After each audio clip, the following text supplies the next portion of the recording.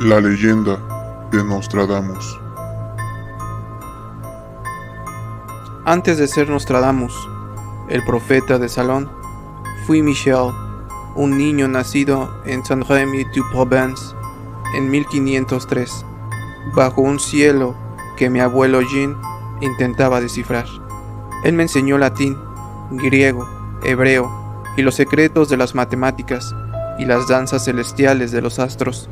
Provenía de una familia con raíces judías, convertida al catolicismo una generación antes, quizás buscando refugio de las sombras de la Inquisición, una sombra que nunca nos abandonó del todo.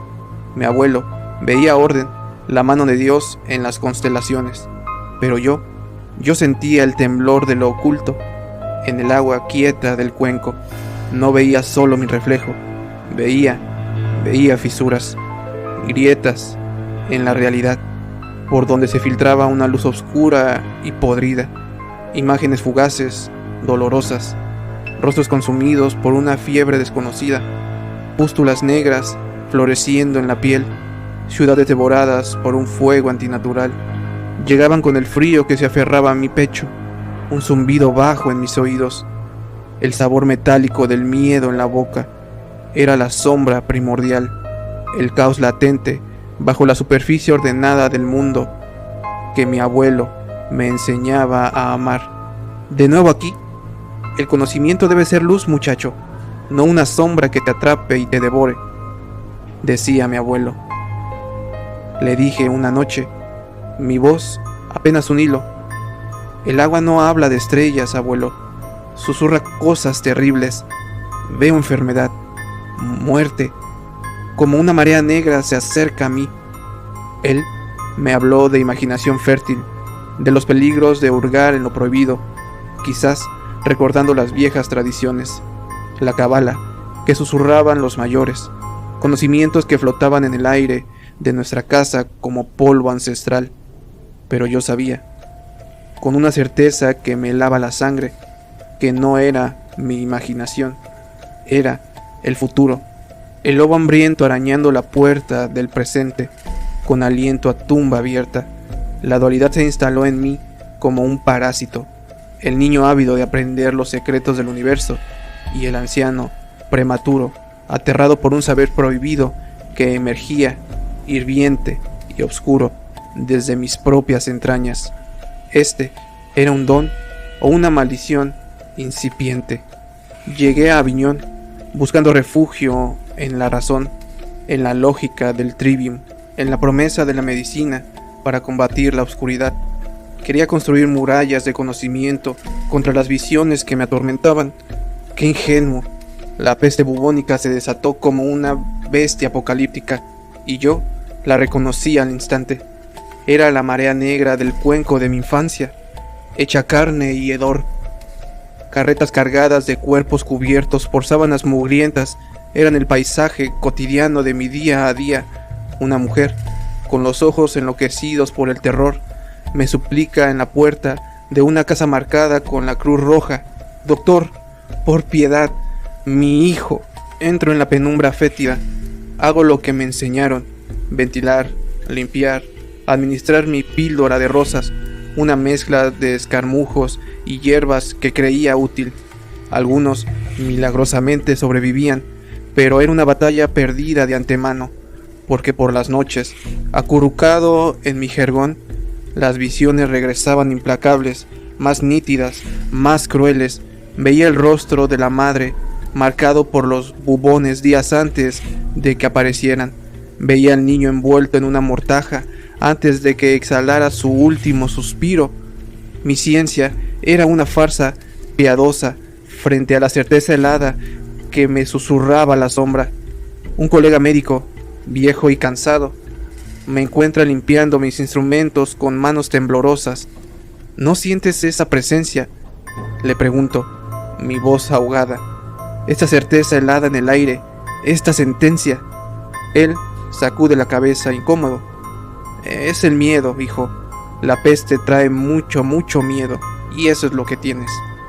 Aférrate a la ciencia. Pero, ¿cómo aferrarse a la ciencia cuando sientes el frío abrazo de la muerte sobre el hombro de tu paciente días antes de que él llegue, empecé a temer que los demás notaran esa mirada mía, esa sombra de conocimiento fatal en mis ojos. ¿Era yo un sanador o un ángel oscuro de la desgracia, marcando involuntariamente a los condenados? La pregunta se convirtió en una pústula de mi alma. Después de Aviñón, de la universidad cerrada por la plaga, vagué durante 8 años. Fui boticario, buscando en las hierbas un consuelo que la medicina formal no me daba. Ese oficio manual, como lo llamaron con desdén, me costó la expulsión de la Universidad de Montpellier. ¡Qué ironía! Temían mis manos que mezclaban raíces, pero ignoraban por completo la mente, que veía raíces mucho más profundas y podridas en el tejido del tiempo. Luego, Agen, un oasis fugaz, conocí al brillante Scaliger y conocí el amor, un amor que creí redentor. Me casé con una mujer cuyo nombre ahora es solo dolor. Tuvimos hijos, 2 pequeñas luces en mi oscuridad.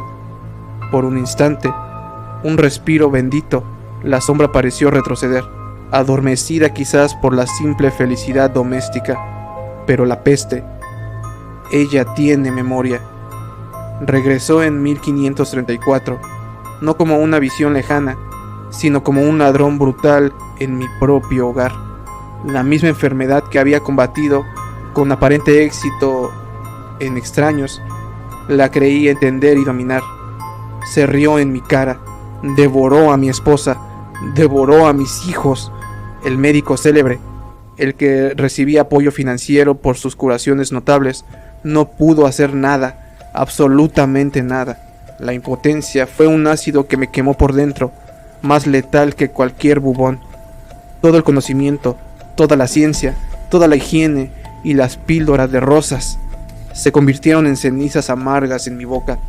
Grité a las paredes vacías, al Dios silencioso, a la sombra burlona: ¿por qué? ¿Por qué mostrármelo todo si no puedo salvar nada? Este es tu juego, tu abismo.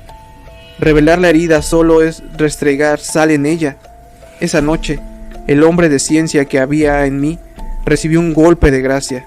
El vidente atormentado, el que mira fijamente a la oscuridad, emergió de las ruinas de mi corazón. La tragedia no fue solo un catalizador, fue la confirmación brutal de mi maldición. Mi camino no era remendar cuerpos frágiles, sino cartografiar el laberinto del tiempo, aunque cada línea trazada fuera una nueva cicatriz en mi alma.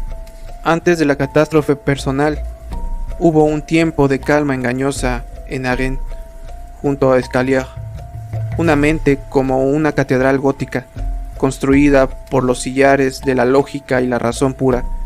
Discutíamos durante horas sobre medicina, filosofía y los astros, pero éramos como 2 viajeros en orillas opuestas en un río invisible. Él buscaba la causa raíz en lo observable, en lo demostrable empíricamente, la naturaleza.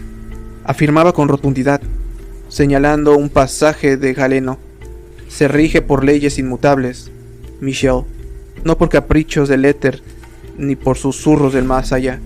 Yo, mientras tanto, sentí la vibración subterránea del oculto, la tensión de eventos aún no manifestados, acumulándose como una tormenta eléctrica. Y si esas leyes que admiras, Jules, pensaba yo en silencio, son solo la espuma en la superficie de un océano insondable y caótico. Si tu brillante razón es apenas una linterna que proyecta un círculo tembloroso en la oscuridad infinita y consciente, le confesé una vez, con cautela, sentir el peso de sucesos futuros. Él frunció el ceño, atribuyéndolo a la fatiga, a los fantasmas de la peste, quizás a los vapores de la melancolía. Ten cuidado, Michel, me advirtió con genuina preocupación. El camino del misticismo estaba bordeado de precipicios hacia la locura, pero yo sabía que no era una fatiga ni locura. Todavía no.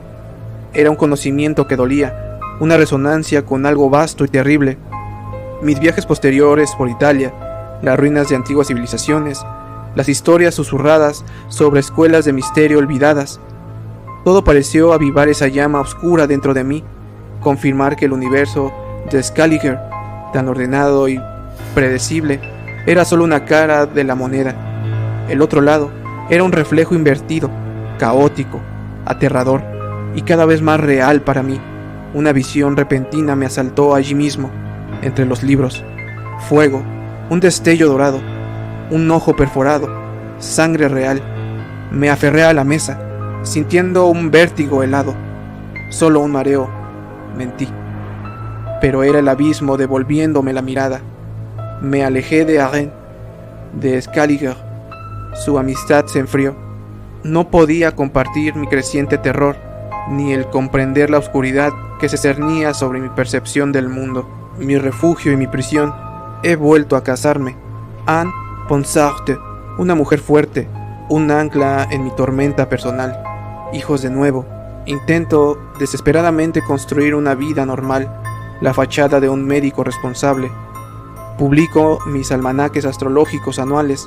Son populares, vagos, inofensivos, un juego de sombras. Pero la verdadera obra, la peligrosa, comienza cuando la casa duerme y solo las velas son testigos. Mi estudio se transforma, se convierte en un portal. Horas inmóvil, la mirada perdida en el cuenco de bronce lleno de agua y hierbas aromáticas, laurel, mandrágora, sustancias que afinan la percepción o quizás la quiebran. El mundo exterior se disuelve, mi respiración se aquieta y entonces llegan.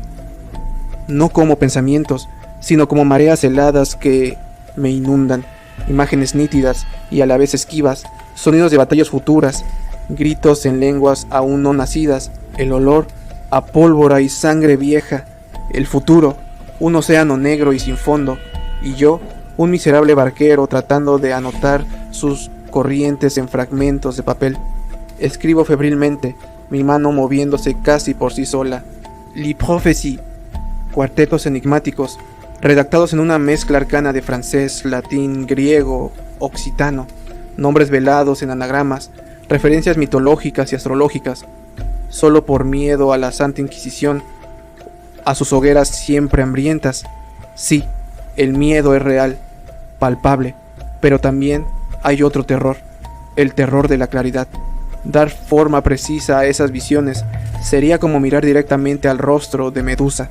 La ambigüedad es mi único, frágil escudo contra la locura y la desesperación. Anne a veces se asoma, su rostro, una mezcla de amor y una profunda inquietud que no puede ocultar. Michel susurra, ya es casi el alba, esta labor tuya, ¿qué buscas con tanto ahínco en esas sombras? Le digo que escucho, que intento atrapar ecos, advertencias. Ella es mi conexión con la tierra firme, con el presente tangible. Pero la atracción del abismo es demasiado fuerte. Escribir es un exorcismo que me consume, una condena autoimpuesta. Cada cuarteto es un trozo arrancado del futuro, una esquirla del espejo oscuro que llevo dentro. La tinta es mi sangre, el pergamino, mi propia piel, tensada sobre el tambor del tiempo. 1555. La primera edición de Les Prophéties ve la luz. La reacción es un torbellino. Charlatán, loco, siervo del diablo, profeta divino. Las palabras me golpean como piedras. Las élites, sin embargo, leen entre líneas, buscando presagios en mi oscuridad deliberada.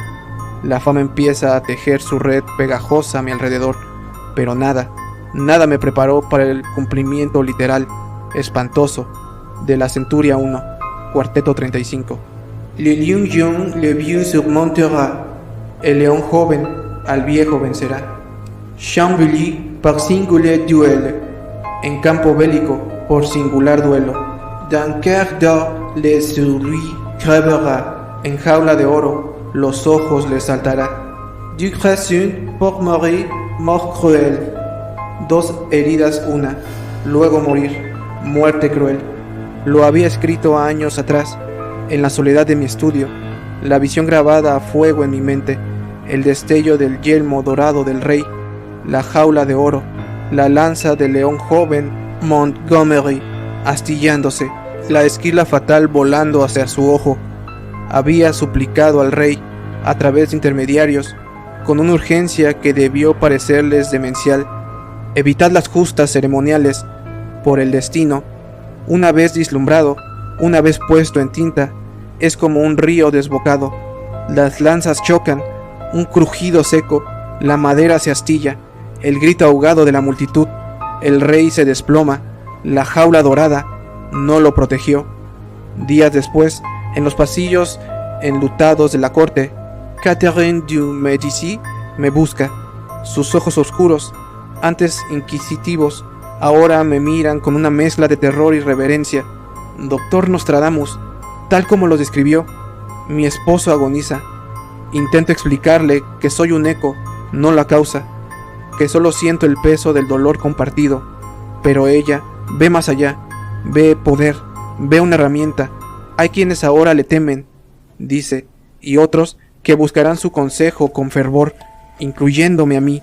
El futuro de Francia, de mis hijos, la muerte del rey, fue mi pasaporte a la infamia y a la protección real. El patrocinio de Catherine me resguardó de la Inquisición, pero me encadenó a sus miedos, a sus ambiciones. Ya no era solo el vidente, era el oráculo de la reina. El ojo vacío del rey muerto me persigue en mis sueños, un agujero negro que me recuerda constantemente el precio terrible de mi visión. La dualidad se hizo más aguda: profeta de Dios o juguete del diablo. La corte real, un laberinto dorado de intrigas, ambiciones y miedos ancestrales. Aquí, la sonrisa oculta, la daga y la palabra amable esconde veneno. Catherine me llama a menudo a sus aposentos privados. La atmósfera cargada de perfumes densos y secretos no dichos me observa con esa intensidad suya, buscando en mis ojos, en las líneas de mi rostro fatigado, alguna certeza en el torbellino que amenaza a su linaje y a su reino, desgarrado por las guerras de religión. ¿Mis hijos, Nostradamus?, pregunta, su voz tensa como la cuerda de un arco. Veo sombras cerniéndose. Sus cuartetos son tan ominosos. ¿Reinarán? ¿Sobrevivirán a esta locura? Le hablo con cautela extrema, eligiendo cada palabra como si caminara sobre cristales rotos. Le hablo de grandeza inevitable entrelazada con tragedia, de coronas que pesan como lápidas, de reinos manchados por sangre. La paz, majestad, le digo, es una flor exquisita, pero terriblemente frágil en este jardín de espinas. Protegerla requerirá más que poder, requerirá una sabiduría que parece esquiva. Ella entrecierra los ojos. ¿Sabiduría o sacrificios sangrientos? Usted ve cosas, ve traidores acechando en estas mismas salas, ve el filo antes de que caiga. Su ambigüedad, doctor, puede ser tan peligrosa como una daga en la oscuridad. Quiere nombres, fechas, certezas que no puedo ni debo dar. Revelar demasiado sería avivar incendios incontrolables. Callar por completo sería traicionar la pesada carga de mi visión. Es una cuerda floja sobre un abismo. La protección real es mi escudo contra la hoguera de la Inquisición, cuyo aliento frío siento siempre en mi nuca. Pero también es una jaula dorada que me expone a la paranoia insidiosa de la corte. Cada susurro en los pasillos parece decir mi nombre. Un consejero con ojos huidizos murmura algo a la reina sobre mis prácticas nocturnas, mis libros llenos de símbolos paganos, mi piedad cuestionable, el miedo a lo que no comprenden, a lo que no pueden controlar. Mi don es un espejo oscuro que les devuelve sus propias ansiedades magnificadas. La dualidad me ahoga, el sanador que busca aliviar, el vidente que presagia dolor, el hombre de fe atormentado, el sospechoso de herejía. ¿Quién soy yo en este teatro de sombras? Mis visiones ya no respetan fronteras ni épocas, se derraman sobre mí como una inundación imparable, arrastrando décadas y siglos. Ya no son solo rostros o eventos aislados, son vastos lienzos históricos, pintados con fuego y desesperación. Veo una ciudad inmensa, al otro lado del canal, a orillas de un río ancho y fangoso. Londres. La veo envuelta en un manto de llamas rugientes. La sang du young allons fera fête. La sangre del justo en Londres faltará. Brûlés par feu de bruns prolifices. Quemados por rayos, fuego. 20 y 3, los 6, 66. Fuego en el 66. La visión es tan vívida que casi siento el calor abrasador en mi rostro, el olor acre del humo. Escucho los gritos de la multitud anónima, consumida por la catástrofe. Es un horror distante en el tiempo, pero su peso es inmediato, aplastante. La escala se hace sentir como un dios impotente y cruel, obligando a contemplar la destrucción sin poder mover un dedo.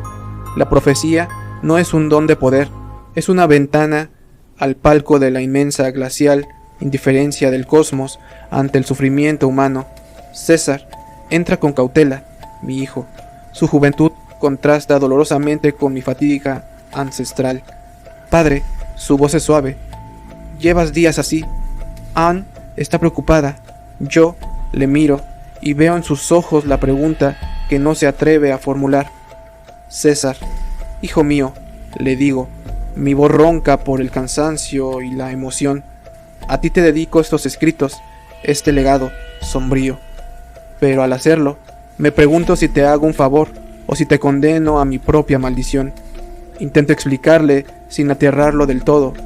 Lo que veo es un tapiz del tiempo y sus hilos están tejidos con tanto dolor y fuego como una efímera esperanza.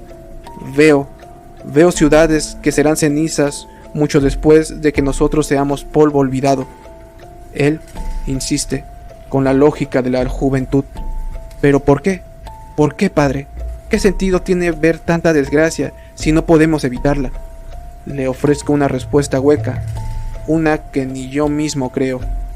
Quizás no se trata de evitar, sino entender nuestra fragilidad, entender la oscuridad que anida junto a la luz de nuestro corazón. Es una carga terrible, sí, pero el conocimiento, incluso el más amargo, es preferible a la ceguera voluntaria.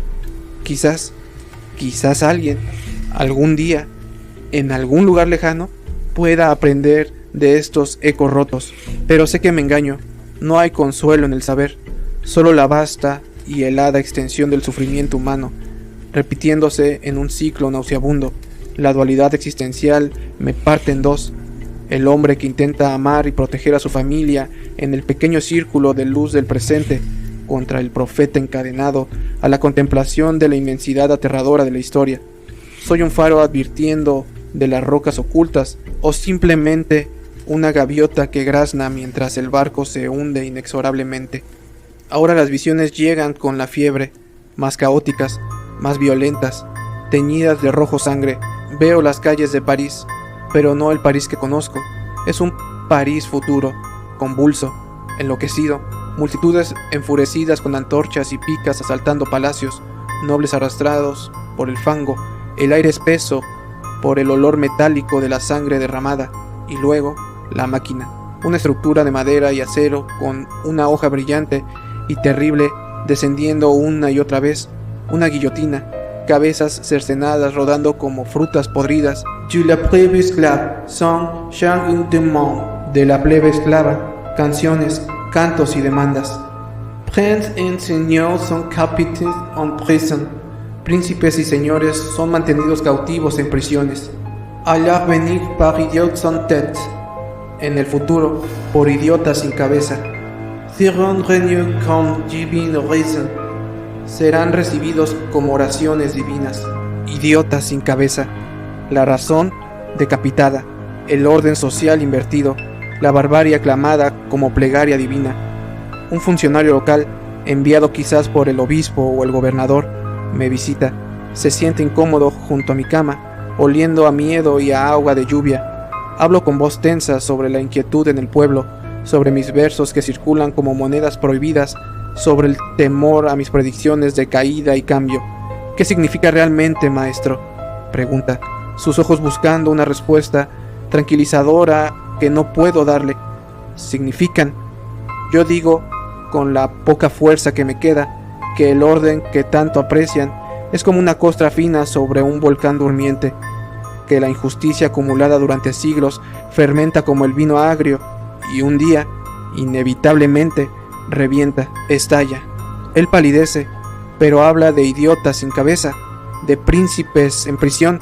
Eso es blasfemia, Eso es una blasfemia. Una sonrisa amarga se dibuja en mis labios febriles. La verdad, susurro, a menudo suena a blasfemia para aquellos que viven cómodamente arropados en la mentira. Lo que veo no es mi deseo, Señor, sino la consecuencia lógica, la cosecha inevitable de la ceguera y la soberbia humana. La rueda del destino gira, implacable, y a veces los que están en la cima acaban abajo, de forma muy abrupta. El funcionario se marcha casi corriendo, persiguiéndose, escandalizado. Me quedo solo, temblando de frío y fiebre, con mis visiones de revolución. El horror ya no es solo un evento del futuro, es la revelación aterradora de la oscuridad inherente a la estructura social misma. La civilización, el orden, la ley, son una máscara frágil sobre el rostro monstruoso del caos primordial que siempre acecha, babeando, esperando el momento para devorarlo todo. Siento un frío que penetra hasta la médula de mis huesos, un frío que no pertenece a esta noche de tormenta. El final se aproxima, lo siento en la fragilidad quebradiza de mis huesos, en la niebla que espesa mis pensamientos, en el silencio creciente que empieza a devorar el eco del futuro. Pero incluso ahora, en el umbral de la nada, algunos fragmentos siguen filtrándose, como una luz estelar a través de nubes desgarradas, visiones más extrañas, más perturbadoras, más cargadas de una energía oscura, nombres retorcidos, anagramas febriles en mi mente moribunda, apenas puede vislumbrarla. Pau, Nai, Loron, un emperador surgido de la revolución, más de fuego, de sangre, no de linaje real, un águila pequeña, pero de ambición titánica, cuya sombra se proyecta sobre toda Europa, dejando un rostro de gloria efímera y muerte duradera. Luego, otra figura, aún más terrible, una sombra más densa, más fría, más calculada, un nombre que resuena en mi cráneo como un siseo de una serpiente. Hister, no exactamente el nombre que tendrá, pero sí la resonancia del mal. El antiguo nombre en un río acecha, donde nacerá la oscuridad. Un hombre surgido de la nada, de la humillación y del resentimiento, que hipnotizará a las masas con palabras de odio y de promesas de redención a través de la destrucción. Bestias feroces de hambre los ríos cruzarán. Al grande en jaula de hierro llevarán. Veo campos donde la muerte se industrializa, donde la humanidad niega su propia esencia. Veo la crueldad convertida en sistema. Anne me acaricia la mano, su contacto, un ancla frágil en mi deriva. Descansa, Michel, murmura con infinita ternura. Estás agotado, tus pensamientos se vuelven demasiado oscuros, no te atormentes con más de esas quimeras. Abro los ojos con esfuerzo, buscando los suyos. No son quimeras, Anne. Mi voz es un estertor. Son ecos persistentes de la misma canción funesta que la humanidad se empeña a cantar una y otra vez a lo largo de los siglos. Ambición desmedida, poder corrupto, odio visceral, siempre disfrazados de gloria, de destino manifiesto, de necesidad histórica. Ella intenta hablar de luz, de amor, de la bondad que también existe. Lo sé, amor mío, le digo, y una lágrima fría rueda por mi mejilla arrugada. Esa es la dualidad más cruel, la paradoja que me ha desgarrado toda la vida. La luz existe, sí, es real, pero la oscuridad tiene una paciencia infinita y siempre regresa, con nuevos rostros, nuevas excusas, pero la misma hambre insaciable de devorar la luz. Cierro los ojos de nuevo. Estoy tan cansado, Anne, tan indeciblemente cansado de verla venir. La desesperación existencial me envuelve como una mortaja. Mis profecías no son faros de advertencia, son lápidas que marcan las tumbas recurrentes de la razón y la compasión. Son la prueba nauseabunda de un patrón ineludible, una falla tectónica en el alma misma de la humanidad. El progreso como ilusión, la barbarie como constante, la conciencia anhelando las estrellas mientras la sombra cava fosas comunes.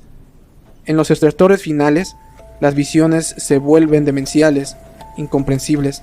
El tejido del tiempo se desgarra frente a mí y a mi conciencia moribunda, mostrando destellos de un horror que trasciende todo lo conocido. Ya no son reyes, ni batallas de espadas, ni plagas orgánicas, son monstruosidades frías, geométricas, de una era inconcebiblemente lejana, torres altísimas, obscenas, de cristal y acero, perforando el cielo de un azul antinatural, y de pronto, fuego brotando de sus entrañas, humo negro y espeso como la sangre coagulada, la lluvia lenta de papeles y ceniza que cubre una ciudad inmensa, figuras humanas, diminutas como insectos, cayendo al vacío, un estruendo ensordecedor que no es un trueno ni un cañón, sino algo mecánico, brutal, que sacude los cimientos mismos de la percepción. Du ciel prendra un grand roi du fureur. Del cielo vendrá un gran rey del terror. Fuego cayendo sobre la gran ciudad nueva, construcciones que desafían a Dios con su arrogancia, reducidas a polvo humeante y lamento silencioso en un instante. ¿Qué clase de guerra es esta, sin ejércitos visibles? ¿Qué poder es este, capaz de derrumbar gigantes de acero? ¿Qué rey del terror vuela, invisible en el cielo? Luego, otros destellos, luz cegadora que borra el mundo, nubes que ascienden como hongos venenosos, sombras humanas grabadas a fuego en las paredes como último testimonio, ciudades enteras convertidas en páramos silenciosos y radioactivos. Veo máquinas voladoras de metal brillante, más veloces que el pensamiento, escupiendo muerte invisible desde las alturas increíbles. Veo una plaga que no pudre la carne, sino que cierra a la gente en sus casas, conectados por hilos invisibles y pantallas luminosas que reflejan su soledad. Un futuro de maravillas tecnológicas aterradoras, de conexiones virtuales y aislamientos reales. Me agito en mi lecho de muerte, un muñeco roto murmurando palabras sin sentido. Demasiado jadeo, demasiado rápido. El metal, el fuego, el cielo arde, la ciudad se rompe. No, es que no lo entiendo. ¿Por qué? ¿Por qué me muestras esto? La voz distante y tenue del sacerdote intenta ofrecerme consuelo, hablar de confesión, de perdón divino. ¿Pecados? Mi único pecado fue mirar donde ningún hombre cuerdo debería mirar. Este futuro, este maldito futuro, no es solo oscuro, es orquestado por entidades que no parecen humanos. Es una apoteosis de la dualidad humana, la capacidad de crear prodigios que desafían la imaginación y la pulsión irrefrenable de usar esos mismos prodigios para aniquilarse de una forma más eficiente y espectacularmente posible. La conciencia alcanzando las estrellas, mientras la sombra refina sus métodos de exterminio. ¿Es este el destino final?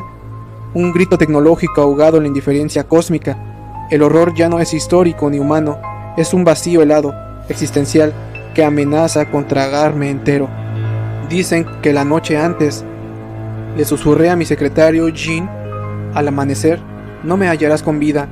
La última profecía, la más íntima, la más certera, la más inevitable.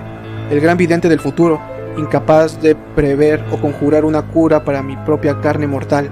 La suprema, amarga ironía del universo, riéndose en mi cara. Abro los párpados con un esfuerzo titánico. Sus rostros, amados, flotan en la penumbra. Intento hablar. Mi voz es un susurro de hojas secas. Solo, siempre solo, con ellos, los ecos, las sombras. César, mi pobre hijo, me pide descansar, que ya no vea más. Una sombra de sonrisa debe cruzar mis labios. Ahora por fin, veré el gran misterio, la gran nada, el silencio. Al fin, después de tanto ruido incesante, mi cuerpo es una cáscara rota, una prisión de dolor que por fin se abre. Pero mi mente, extrañamente, por primera vez en incontables años, comienza a sentir una calma glacial. Basta. Las visiones se retiran como fantasmas al cantar el gallo, dejando tras de sí una playa desolada, pero extrañamente apacible. Toda una vida crucificado entre el presente tangible y el futuro atormentador, entre la lógica de la ciencia y el abismo de la profecía, entre la luz del conocimiento que busqué y la sombra del conocimiento que me encontró. El sacerdote se inclina, su aliento huele a vino sacramental. Me insta a arrepentirme, a pedir perdón a Dios por mis incursiones en lo prohibido. Reúno la última chispa de fuerza, de desafío quizás. ¿Arrepentirme? ¿Logro particular? ¿De qué? ¿De abrir los ojos cuando el mundo prefería la ceguera? Mi único pecado, si acaso, fue la insaciable curiosidad. y mi castigo es saber que me ha consumido. La dualidad no está solo en mí, está en él, en el todo, la luz y la sombra, entrelazadas, bailando, hasta el mismísimo fin de los tiempos. Mi respiración se detiene, un último estertor, la nada o el todo, silencio. Me encontraron por la mañana, sin vida, caído en la cama y un pequeño banco, tal como había predicho. Un último detalle macabro, una nota al pie de página final en una vida tejida con ellos. ¿Qué queda de Michel de Notre Dame? Un nombre envuelto en la leyenda, un libro de versos oscuros que seguirá siendo torturado por la interpretación humana, estirados y retorcidos para encajar en cada nueva era de miedo y efímera esperanza. Quizás sea ese mi verdadero, involuntario legado, no las profecías en sí, sino el espejo turbio y empañado que mis escritos ofrecen, un espejo donde la humanidad se contempla a sí misma, generación tras generación, fascinada y aterrada por su propia, ineludible y monstruosa dualidad.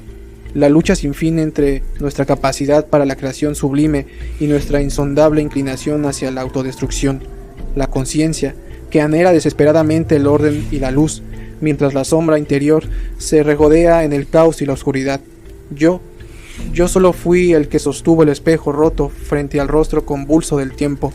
El horror, el verdadero horror, siempre estuvo y siempre estará en el reflejo, en ustedes. Michel de Notre Dame, o mejor conocido como Nostradamus, tras navegar entre el impecable rigor de la ciencia y el abismo de sus visiones, se convierte en el espejo oscuro del tiempo. Su vida encarna la tensión entre la luz del conocimiento y la sombra primigenia que habita en la humanidad. Al igual que Nostradamus, Edgar Cayce, el profeta durmiente norteamericano, sostenía que las visiones no son meras predicciones inmutables, sino advertencias vivas que invitan al ser humano a reconocer su presente y transformar su destino. Llevando esta lección al mundo contemporáneo, la voz de Nostradamus resuena con renovada urgencia en un siglo XXI marcado por crisis climáticas, pandemias emergentes y retos éticos derivados de la inteligencia artificial. Las profecías no deben ser vistas como oráculos infranqueables, sino como llamadas de atención, advertencias. Ellas nos recuerdan que el futuro se escribe cada día con las decisiones colectivas de la sociedad y que el conocimiento, convertido en acción consciente, puede desviar el curso de los posibles mares negros que amenazan nuestra estabilidad. Así, la figura de Nostradamus trasciende su leyenda. Sus cuartetos, salpicados de símbolos arcanos, reclaman al lector una postura activa frente a los desafíos de su tiempo. La verdadera importancia de la profecía radica en la capacidad de despertar la conciencia, erigir puentes entre el saber y el deber, y recordarnos que en cada generación, al escuchar el eco de la advertencia de sus videntes, posee la llave para escribir un mañana distinto al del horror predicho. Almas y espíritus, soy Frère du L'Homme, el guardián de las profecías ocultas de la humanidad. Hoy, como todos los días, se cierra un capítulo en el libro de tu existencia, y si contemplas el infinito, te darás cuenta que las profecías son los ecos que yacen en la oscuridad de nuestro interior, guiándonos en el vaivén de la luz y oscuridad. Estén alerta, porque todas las profecías tienen fecha, y los tiempos que estamos viviendo vislumbran la promesa de ser cumplidas en la noche más oscura, antes del amanecer. Recordad, la noche escucha, y los ecos resuenan. ¿Sientes ese susurro en la oscuridad? Es el llamado a lo desconocido, la invitación a compartir tus terrores más profundos. En Ecos de la Noche, queremos dar voz a tus relatos, leyendas y experiencias paranormales. Tus historias son los ecos que buscamos. ¿Te atreves a compartir tus terrores? Envía tus relatos al correo del primer comentario. Tu historia podría ser la próxima en resonar en la oscuridad. Dejen sus comentarios, compartan este Eco de la Noche con aquellos que se atreven a escuchar. Suscríbanse para no perderse ningún susurro en la oscuridad y activen la campana para ser los primeros en sentir el frío aliento del miedo. Ecos de la Noche, voces del miedo nocturno. Hasta la próxima.